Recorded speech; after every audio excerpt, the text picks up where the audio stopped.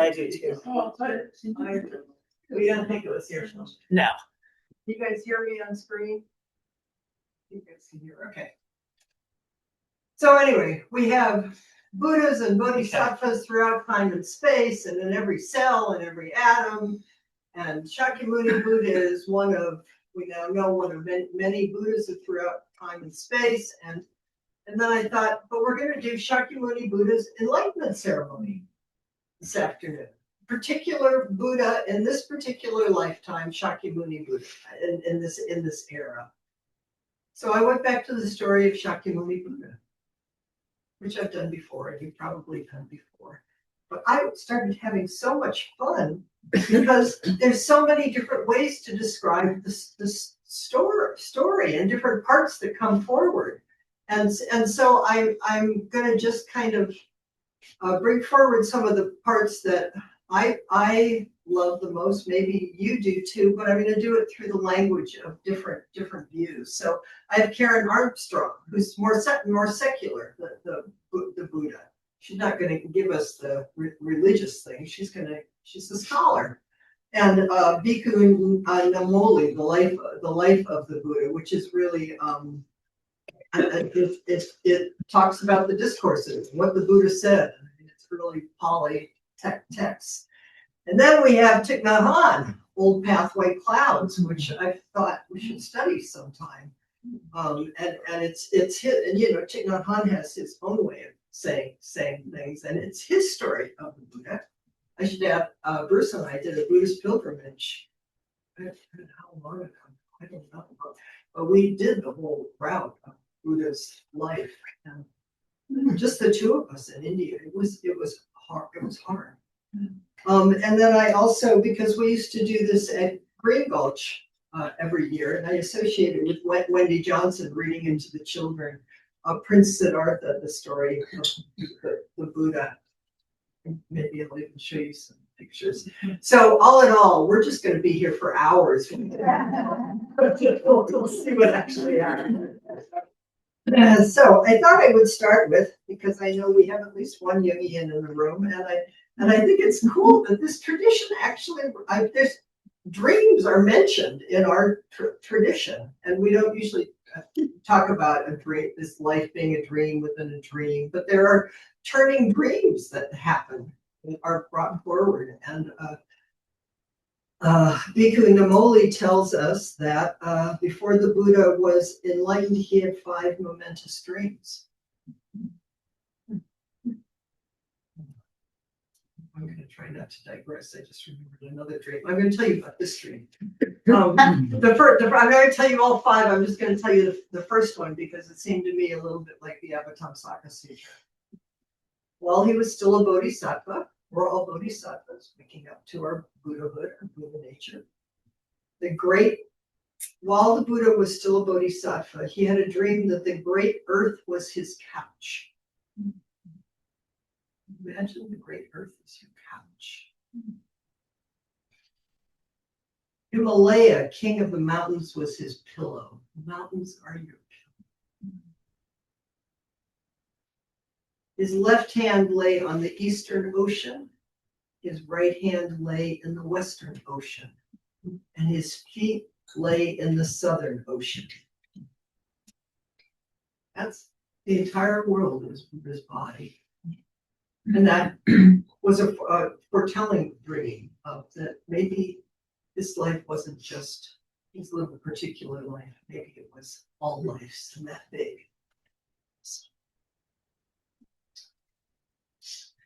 Childhood. This is from Karen Armstrong, her description. I got into her, I enjoyed her. Okay. The past books, I mean, she's written about Christ, she's written about all the different traditions. I'm going to paraphrase some of it. So I think we all know that the Buddha, when the Shakyamuni Buddha was born as a prince, born into a palace, born into a very worldly life. But there was a moment that when he went onto a spiritual quest and in the practice of awakening, a moment that stood out for him.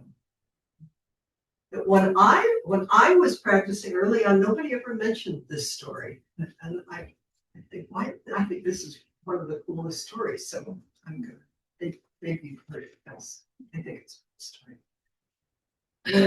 His father, the Buddha, his father was the king, had taken Siddhartha to watch the ceremonial plowing of the fields before the planting of the New Year's crop. Everyone in the villages and townships took part in this annual event, and so Suddhodana, calling him here, had left the king, Suddhodana, had left his small son in the care of his nurses under the shade of a rose apple tree while he went to work. About the story of the rose apple tree. But the nurses decided to go and watch the plowing, and finding himself alone, Gautama sat up. In one version of the story, we are told that when he looked at the field that was being plowed, he noticed that the young grass had been torn up and the insects and the eggs that had been laid in these new shoots had been destroyed. I used to see that every spring at Green Mulch. I was gardening the field. And plowing is so beautiful, but you also see all the little mouse nests, and it's why in the early the monks and the nuns and monks didn't do that kind of work because you can't farm without killing. The little boy felt a strange sorrow, as though it were his own relatives that had been killed. He was able to feel the pain of the creatures that had nothing to do with him personally, and it pierced him to the heart. And then, surprisingly, a feeling of pure joy and love rose up unbidden in his heart. He composed himself. He sat in an upright position, with straight back and crossed legs, aware that the earth was supporting him, and sat there. And as the day wore on, the shadows of the other trees moved, but not the shade of the rose apple tree, which continued to shade the boy from the blazing sun. Even then, the earth was supporting him, caring for him.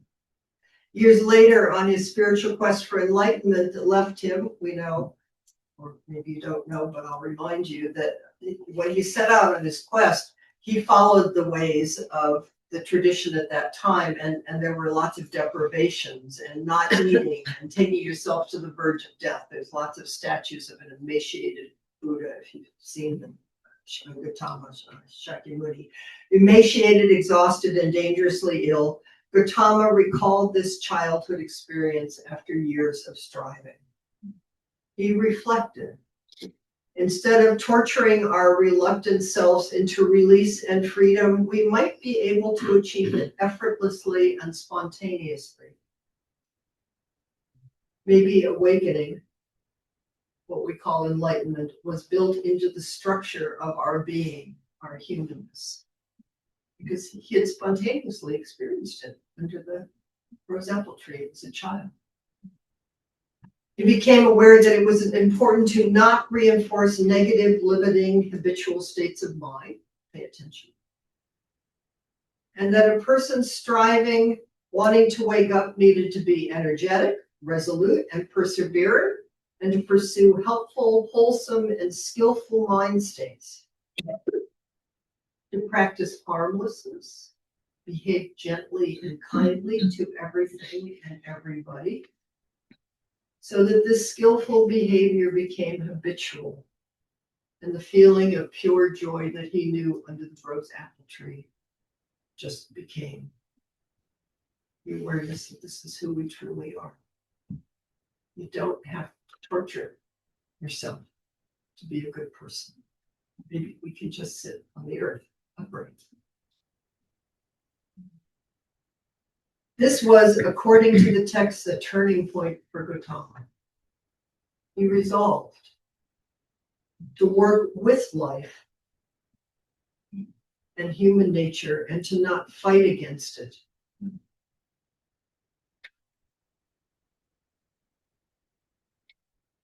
And this was later called, found in the way, cultivate hopeful mind states.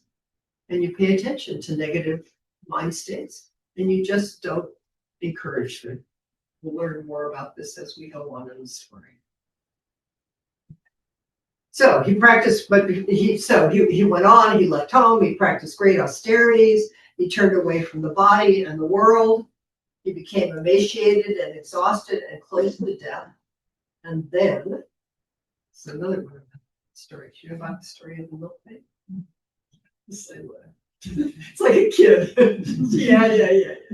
We have a picture in here. I think we do have a picture. Except in this book, the picture of her, the milkmaid, she looks like a milkmaid. Here.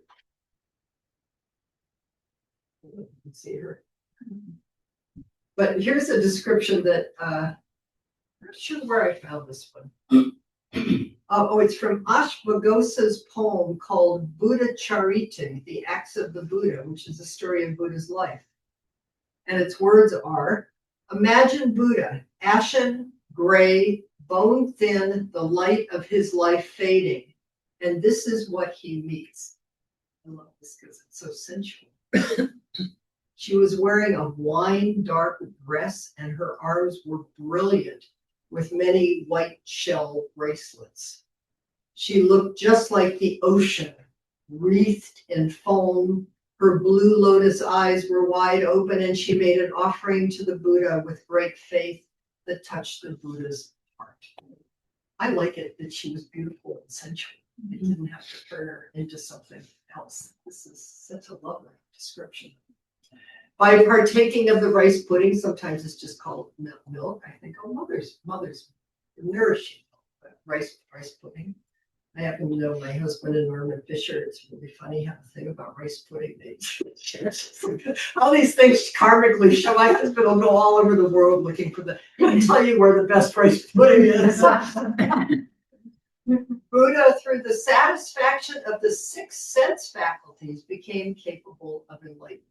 Through the 6 sense faculties, not by shutting them down, not by going around them, but by opening sense gates.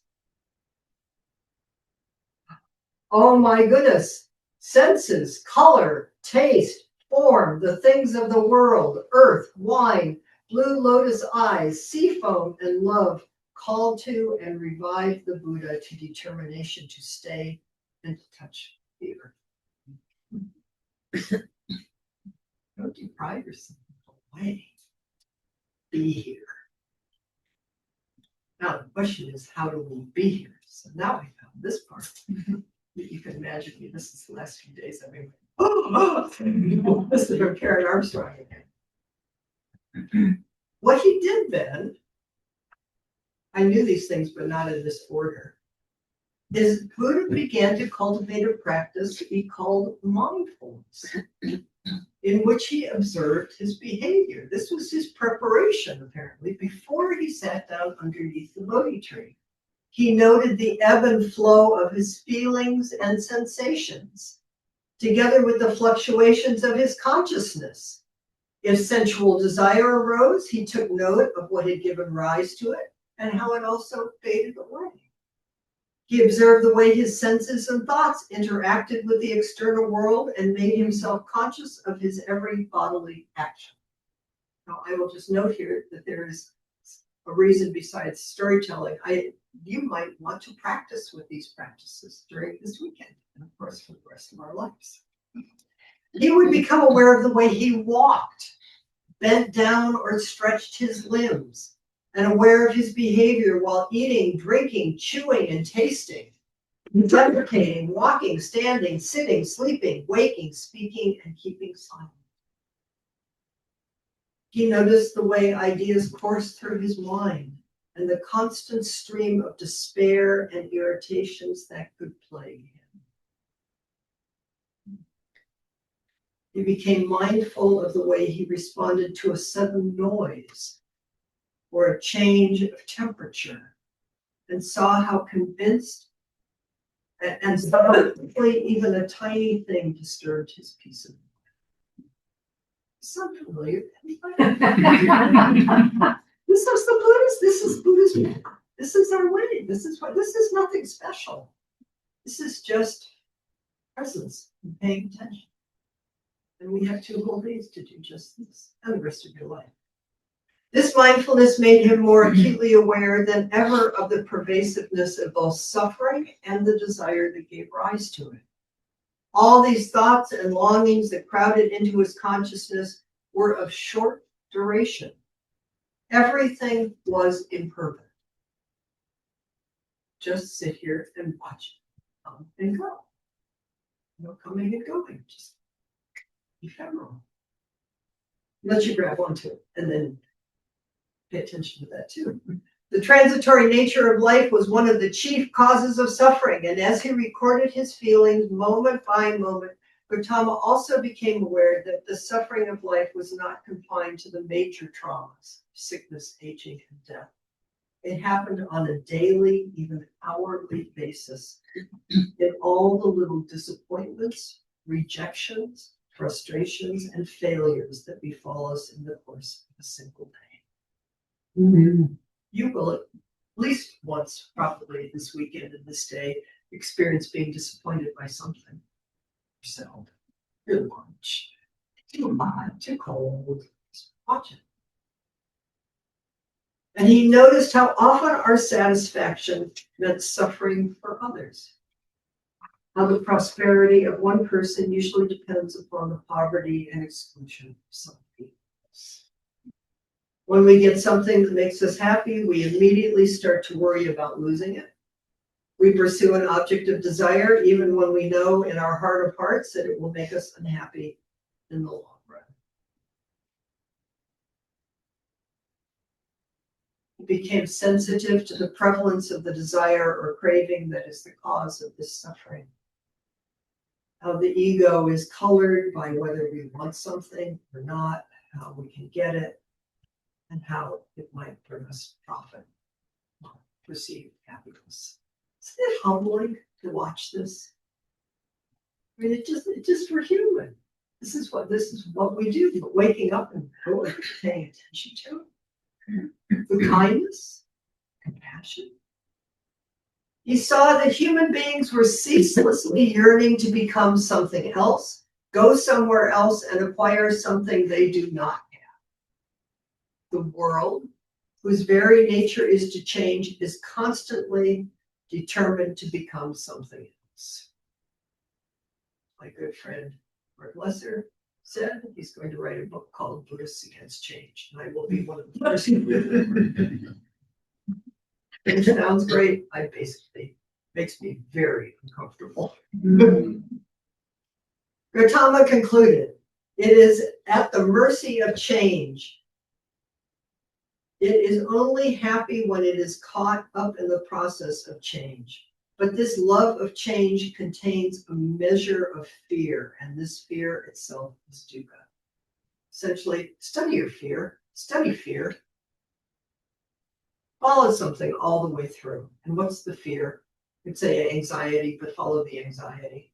Follow the Jack Kornfield called it years ago. Maybe still does, but I remember. Just sit with this little human fear body. Just like this little human being in the midst of this big, changing, incomprehensible, amazing, terrifying world that we have no idea what's going to happen next. We have no control over. We're trying like mad, no matter how hard we try. It's so poignant, and it's all based in love. We just want to be happy. We want the people we love to be happy, and then maybe a few other people, and it's just. But study the fear body with compassion. So, this is what he did every day. The 4 immeasurables, the Brahma Viharas, according to Karen Armstrong, is what he practiced before his enlightenment. And I'll just do them really briefly. And then, of course, we've studied them and other people do. 1, every day in meditation, he would deliberately evoke the emotion of love. I want to practice that. Mm-hmm. That huge, expansive, and immeasurable feeling that knows no hatred. and direct it to each of the four corners of the world, and not omit a single living thing. He cultivated actively a feeling of friendship for everybody in it.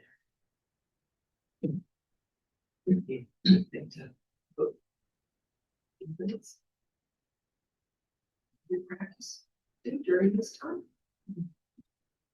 But if you like person, you could try compassion. He cultivated compassion, learning to suffer with other people and things, and to empathize with their pain as he had felt the suffering of the grass and the insects under the rose apple tree. Compassion. He practiced with sympathetic joy, which rejoices in the happiness of others without reflecting upon how this may go down on yourself. Just pure happiness for others. It's always so humbling. I'm really happy for you, but I'm kind of happy for you, but I have some. I'm a little jealous. I'm a little sympathetic joy is sort of steady. This is a really good one. And the fourth one is equanimity towards others.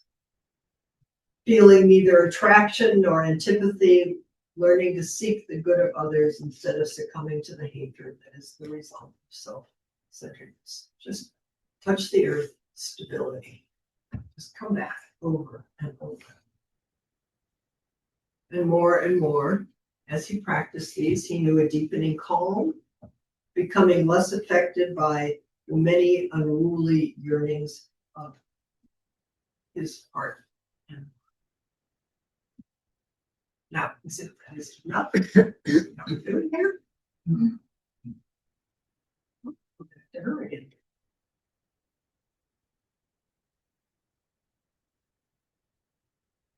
In one of the oldest portions of the scriptures, we read that Gautama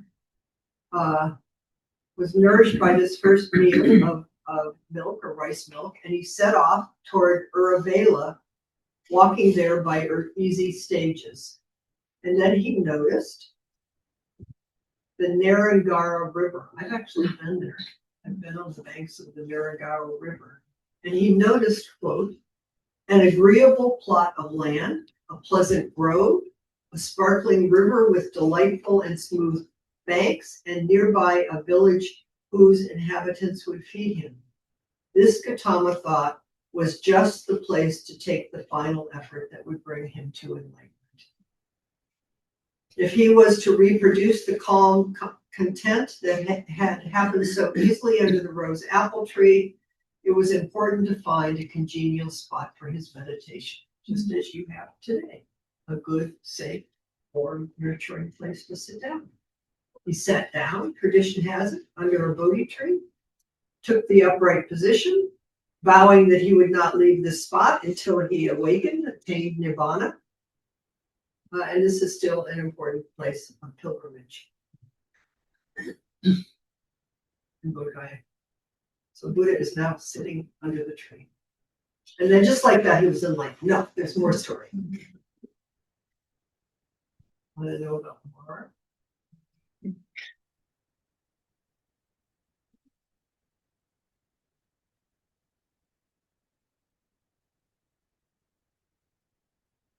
See, here he is sitting. See, that's all of you. So sometimes, I said this before, sometimes I peek. You could peek too. I mean, mostly, you're supposed to keep your eyes down and not look around and stuff like that. Now and then, just like peek and look around the room. And there really are 16-foot tall Buddhas in this room. And you see just the particular people, struggling or coming back or looking blissed out or spaced out, or we're all doing what we're doing, but you can really see the Buddha bodies. You know this, right? Peek, you'll see. And you'll start to glow, you'll start to, more and more there will be like coming out of the top of your heads and your hearts, because that's what happened when we settled down. But anyway, so here the Buddha was. The moment the world had been waiting for was now at hand.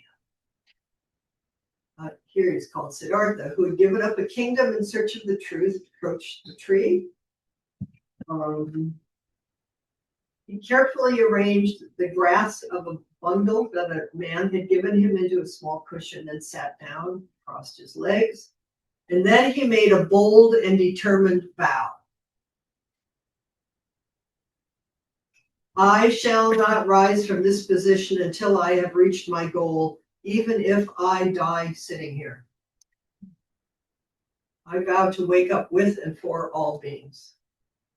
I think we might say, as Suzuki Roshi says, die at the end of each exhale.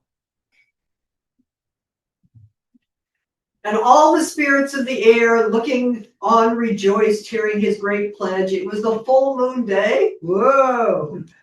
And the sun was about to set, but the ancient story tells us that not everyone rejoiced in that moment. You think this is going to be a smooth ride when you sit down and say, I'm going to wake up with it for all things? There was one force called Mara who was terrified and angry. I experienced a little terror and anger along the way. For Mara is the name the Indian people gave to the evil forces that disturb their minds. Mara is our greed, hatred, ignorance, jealousy, doubt, and all the other poisons bringing people unhappiness and grief. Thus, when Mara saw Siddhartha seated under the tree of enlightenment, do you think Mara had sympathetic joy? Mara was enraged. Calling his sons and daughters around him, he shouted, "Look at you, Prince Siddhartha is seated in meditation. If he is successful and discovers the way to end all suffering, what will happen to us? Don't you understand that we will lose all of our power? You cannot harm people if he teaches them the truth. We must disturb his meditation or else we are doomed." I want you to track this in terms of the little voices in your own head and say, what are you doing here? Who thought this was a good idea? Yeah, right? You're going to wake up? You think you're a Buddha? My anger works for me. I like anger. I'm attached to it, actually. Anyway, you study what your own hearts and minds say. So Mara and his evil forces tried everything to disturb Siddhartha. They produced a fearful storm and hurled lightning bolts down around him. They churned up a great wind until everything around seemed ready to crash down. But beneath the branches of the tree, everything remained calm and protected by the force of Siddhartha's meditation. Mara saw that the storm had no effect, so he turned to his troops and he shouted, "Attack!" The whole horde of evil spirits, demons, and nightmare shapes turned against Siddhartha. They ran towards him wildly, yelling blood-curdling screams. They shot poison arrows of hate at him. But as these arrows flew toward the prince, they turned into lotus petals and fell harmlessly at his feet. Nothing could disturb the peace of his meditation. If these weapons and fearful shapes do not distract him, Laura thought perhaps a vision of beauty would disturb him. And then he said, this is early Pali, it's like, in this case, beautiful women. That's because they're the ones that are causing all the suffering, right? But also visions of his wife and son, heavenly music, delicious food, but nothing could break through the calm determination of this seeker of truth. Just here, just this. Mara felt defeated, but he had one last plan. Dismissing his attendants, he appeared alone in front of Prince. I love this one best. Addressing him in a mocking voice, he said, "So you are the great Prince Siddhartha? You think you're a great meditator? How many holy people have failed to find the truth, but you think you will succeed? What do you think you're doing here? Who thought you could sit for an entire day? Practice with your life and wake up like a Buddha. How foolish you are. Don't you know that it takes a great deal of preparation to find the truth you are looking for? What have you ever done to be worthy of success?" Know this one? First, you wasted 29 years pampering yourself. Then you wasted 6 years starving yourself. Now you sit there thinking that wisdom will just come to you. How foolish.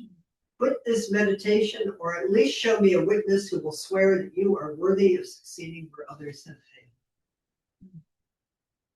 These scornful words failed to bother Siddhartha. Silently, he lifted his right hand from his lap. Lift your right hand from your lap. Reached in front of him and touched the earth.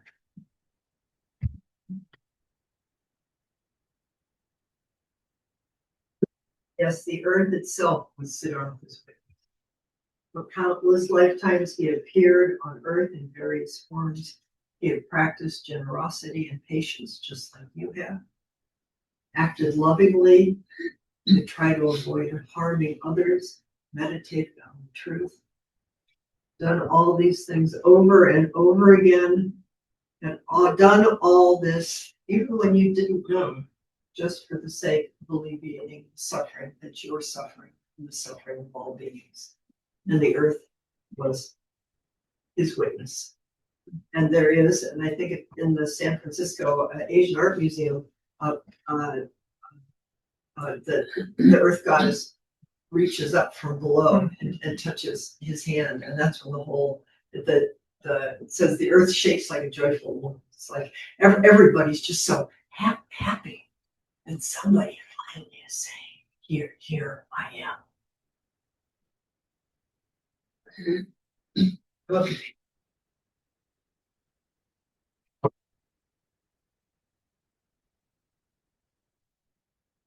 Big that, huh?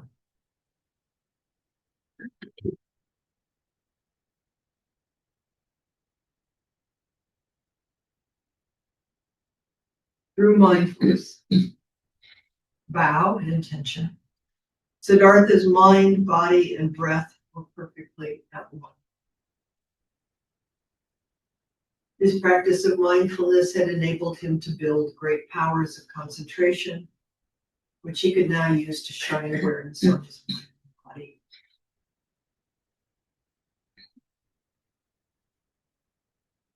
Entering more and more deeply into meditation, he began to discern the presence of countless other beings in his own body right in the present moment.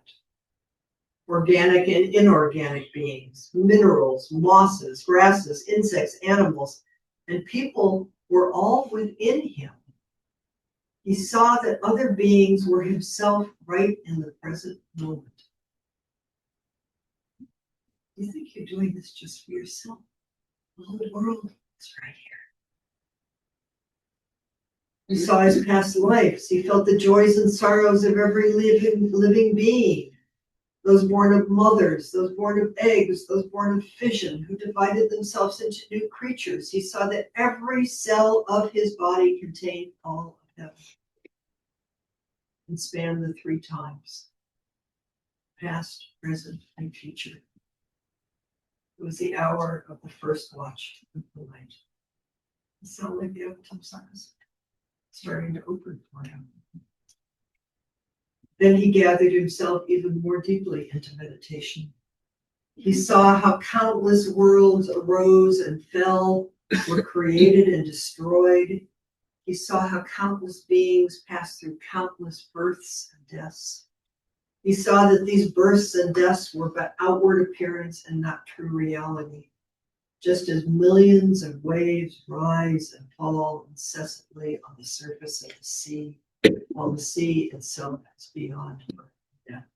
If the waves understood that they themselves were the water, they would transcend birth and death and arrive at true inner peace, overcoming all fear.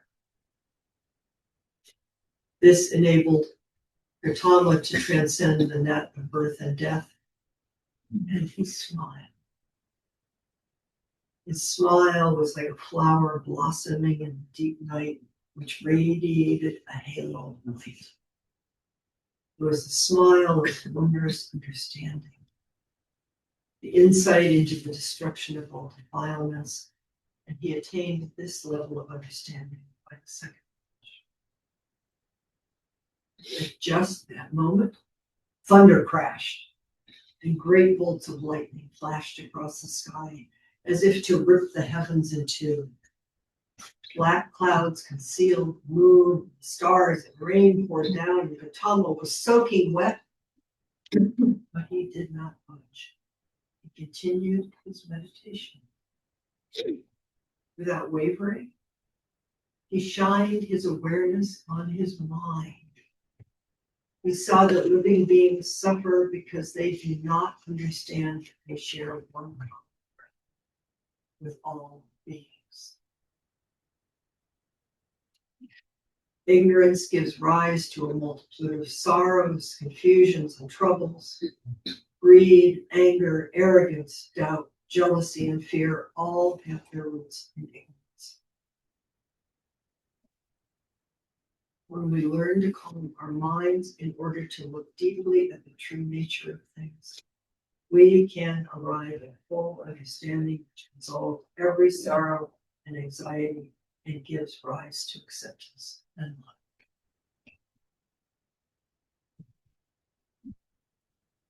Gautama now saw that understanding and love are one. Without understanding, there can be no love.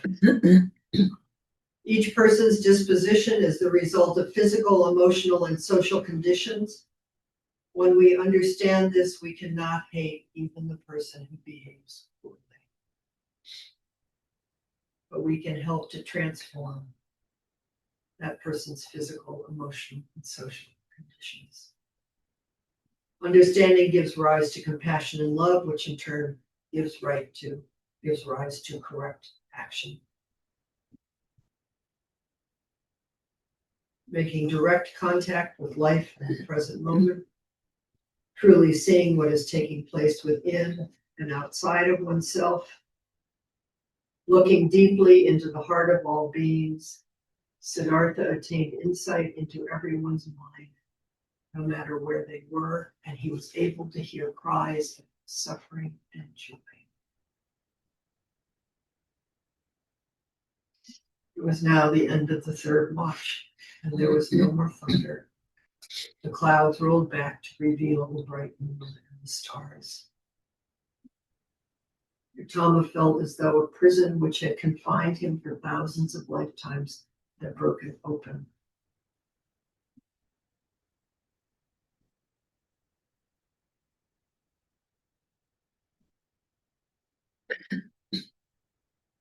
Hermit Gautama smiled and whispered to himself,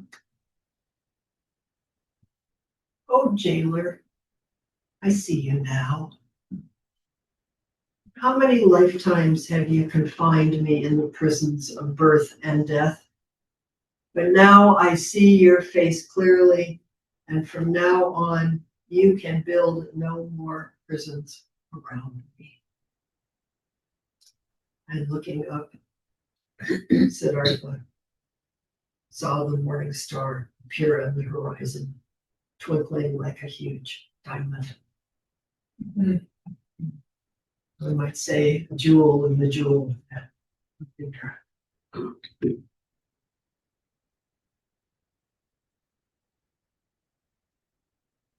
I like that story.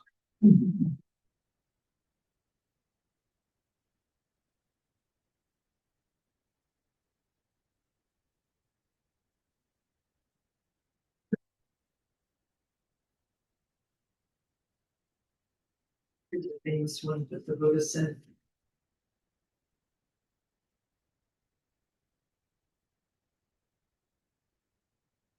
"Seeking but not finding the house builder, I traveled through the round of countless births. Oh, painful is birth ever and again. House builder, you have now been seen. You shall not build the house again. Your rafters have been broken down. Your ridgepole is demolished too. Your mind has now attained the unformed nirvana and reached the end of every kind of grave."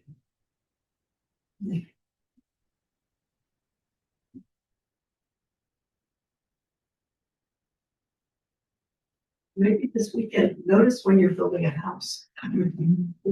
What fortifications are you doing? I mean, how's I look? I mean, Blake's houses are lovely, but what are you doing with your mind? Can we over and over again? Just let go. Be here on the earth with all beings. Willing to risk, like Buddha, the journey of being true to our own experience, to our own hearts, being alive in a human body, the courage to meet whatever arises for yourself and for all beings. It's going beyond and beyond, bowing, bowing, not turning away. Whatever is here is perfect. Exactly what needs to be here. It's a Buddha gift to help you wake up in this moment. What we do, that's our choice and our practice. Like, oh, Mara. And we take a breath. And if it helps, while you're sitting here, touch the earth. Done that numerous times in my life when I get scared. Touch the earth physically.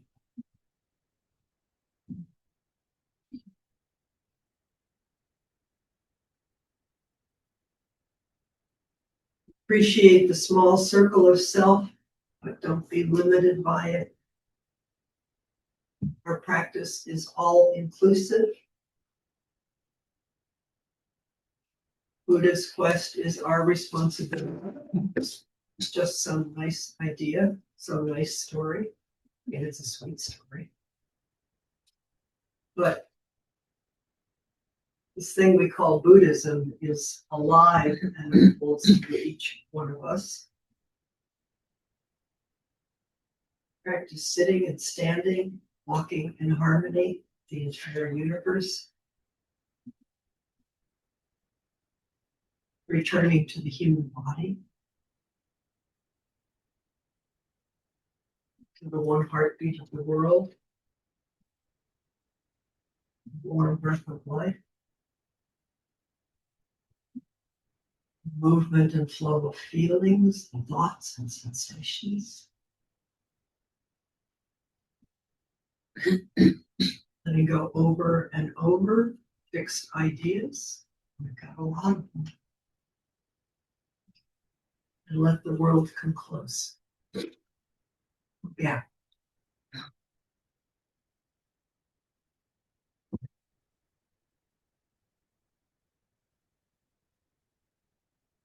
So we entrust ourselves.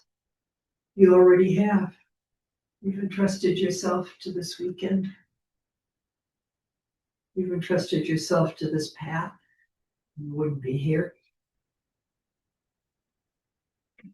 Which isn't a particular path that's better than some other path. It's the path that goes all the way through. And at the center of it is love, compassion.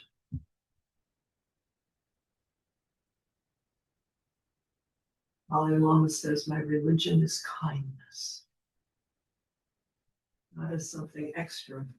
Yes.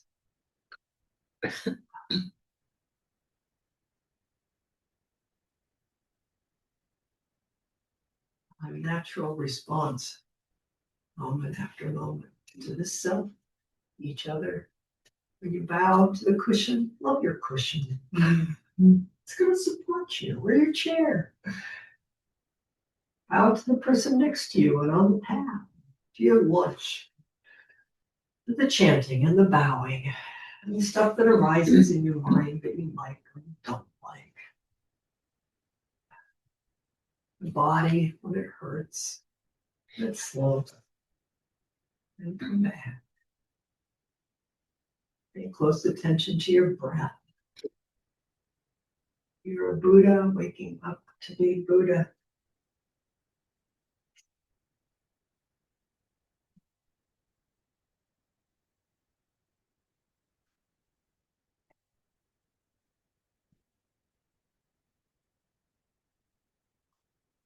Maybe the last picture I could show you. I was listening on the radio on the way in, and there was a musician talking about when he was writing music. And he said when he would get together with other musicians and they'd start something, and he said something like, when everybody started to look like they'd returned to their childlike self, that's how he knew they were on to something. I thought there's something so sweet in that. There is so, what is this? There's a kind of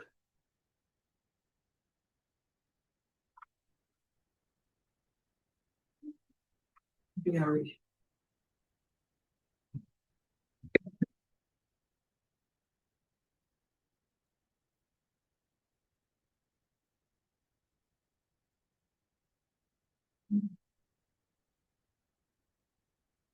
your guys, we're not there yet. That's you do that in February. You know, it's like it's a full moon, and it's.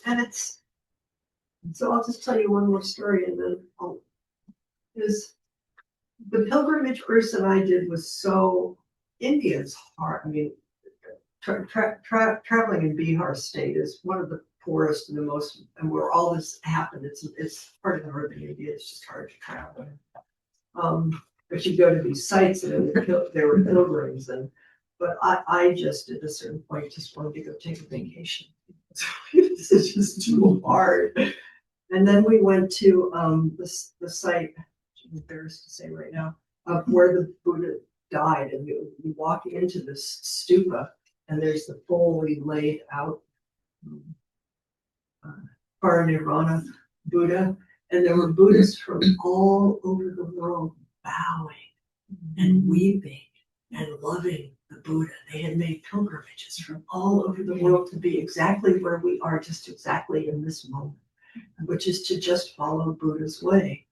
And I was probably a little ashamed, but also just so deeply moved at the depth of people's devotion